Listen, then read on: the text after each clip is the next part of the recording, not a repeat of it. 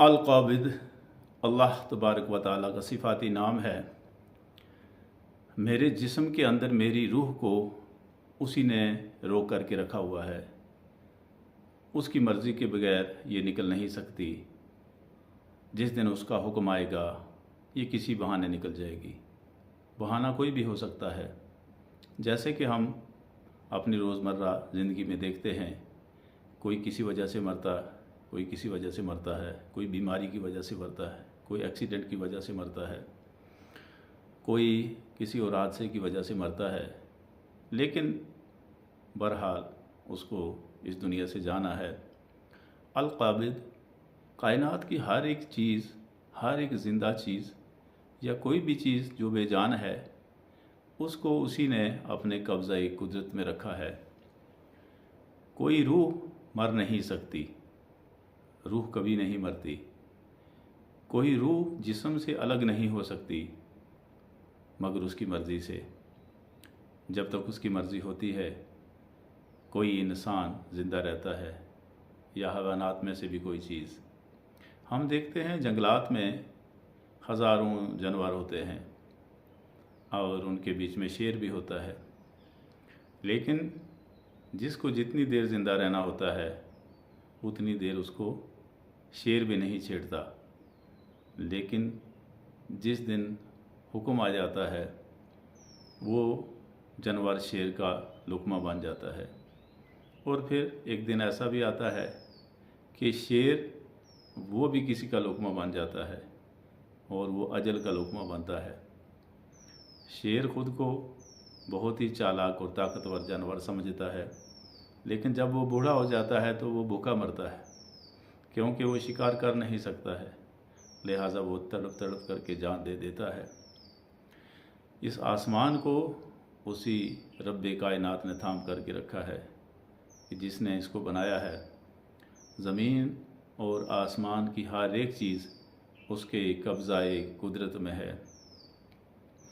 वो ज़ालिम के जुल्म से अपने कमज़ोर बंदों को भी एक मुअय्यन वक़्त तक उनके हाथों से महफूज रखता है।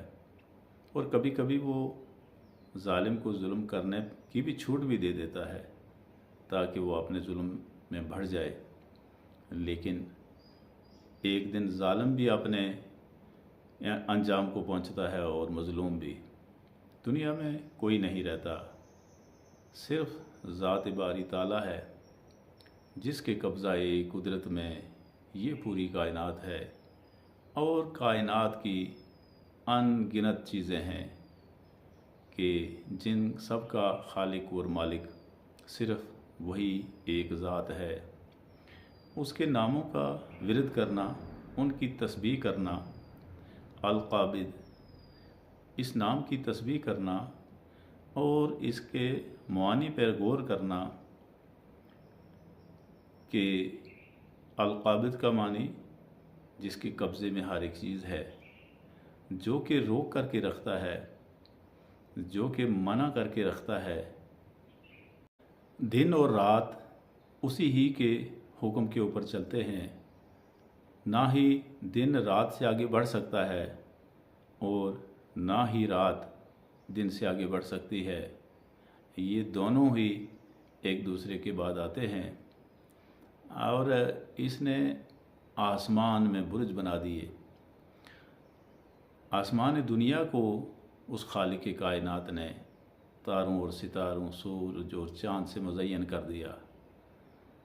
एक तो इनकी खूबसूरती है, एक तो ये रोशनी देते हैं, इसके साथ साथ इनकी बहुत ज़्यादा अहमियत है। ये बहुत फ़ायदेमंद है। सूरज को भी उसने अपने कब्ज़ाए कुदरत में रखा है कि ये उतनी ही रोशनी देता है, ये उतनी ही तमाज़ुत या गर्मी देता है कि जिसको बर्दाश्त किया जा सकता है। कभी कभी सूरज की रोशनी या इसकी तमाज़ुत, इसकी गर्मी नाकाबिल बर्दाश्त हो जाती है, लेकिन उसके तोड़ के लिए खालिक कायनात ने पानी को रखा है कि जब इंसान को काली पड़े, बहुत ज़्यादा धूप हो जाए, वो पानी पी ले और उस पानी से नहा ले, उसकी गर्मी में तख़फ़ीफ़ होगी। وہ راحت کی सांस लेगा। पानी भी उसके कब्ज़ा कुदरत में है। उसने फरमाया कि अगर पानी को मैं ज़मीन से नीचे ले जाऊं, बहुत नीचे कई किलोमीटर दूर, तो अल्लाह ने चैलेंज किया है कि कौन है कि जो तुमको ज़मीन से निथरा हुआ पानी दे। हम देखते हैं बारिश बरसती है, ज़मीन में पानी जज़्ब हो जाता है, लेकिन जहाँ से वो किसी सोते में से फूटता है, बाहर निकलता है, वो निथर करके निकलता है, बिल्कुल साफ़ शफाफ हो करके निकलता है। ये ऐसी चीज़ें हैं जिन पर गौर करने की ज़रूरत है कि हर एक चीज़ उसी के कब्ज़ा कुदरत में है। असल काबिज़ तो वही है। हम दुनिया में काबिज़ हैं चंद दिनों के लिए, चंद सालों के लिए, चंद सदियों के लिए। हम अगर अपनी जो नस्लें चल रही हैं, आदम से लेकर आज तक कितने हज़ार साल हुए होंगे आदम अलैहिस्सलाम को दुनिया में आए हुए, और उनकी नस्लें इस पूरी ज़मीन पे फैली हुई हैं। कोई कहीं पे है, कोई कहीं है, और उसने रहने बसने के लिए यहाँ पर किसी को बहुत ज़्यादा जगह दे दी, किसी को सिर्फ अपने घर के लिए दे दी, किसी को घर के लिए भी नहीं है, ऐसे ही वो फुटपाथ पे सोता है। लेकिन जाना सभी को यहाँ से है। उसको भी जिसने पूरी ज़िंदगी तरस तरस करके इस ज़िंदगी को जिया, और वो भी कि जिसके पास इतनी दौलत है जिसका उसका शुमार ही नहीं, उसको पता ही नहीं कि मेरे पास कितनी दौलत है। लेकिन अंजाम कार सबको यहाँ से जाना है, और सबको अपनी ज़िंदगी का हिसाब देना है। अल्लाह के इस नाम के ऊपर गौर करने की ज़रूरत है, इसका विरद करने की ज़रूरत है। अल-क़ाबिद, विरद करेंगे एहसास बेदार होगा जो कि सोया हुआ है। मैं कहता हूँ सब कुछ मेरा है। मेरा क्या है? जब मैं यहाँ से चला जाऊँगा तो सब कुछ यहीं छोड़ दूँगा। अल्लाह ने फरमाया कि तुम तो अल्लाह पूछेगा ना कि भाई तुम तो यूँ ही आगे, जैसे हमने भेजा था वैसे ही आगे, बगैर कुछ अपने साथ लिए हुए। तुमने तो बहुत कुछ जमा किया हुआ था, वो कहाँ गया?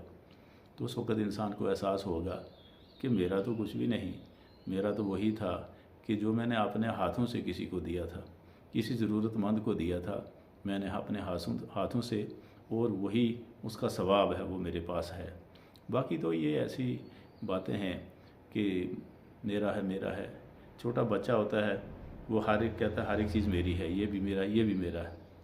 अपनियत का एहसास तो होता है ना, हर एक चाहता है कि सब कुछ मेरा ही हो। जब वो जवान होता है तो फिर उसको एहसास होता है, हाँ ये जो मेरा, जिसको मैं कह रहा था, हकीकत में चलो ये मेरा है, लेकिन मैं इसको मेंटेन रखूं, चलो और भी कमाता रहूं ताकि किसी तरह की कमी ना हो। लेकिन आखिर जब इंसान यानी उसकी सोच बेदार होती है, तो फिर वो कहता है कि असली काबिज़ जो है वो तो ज़ात बारी ताला है, उसी की कब्ज़ा कुदरत में मेरी जान है, मेरा सब कुछ है, उसी ने तो दिया है।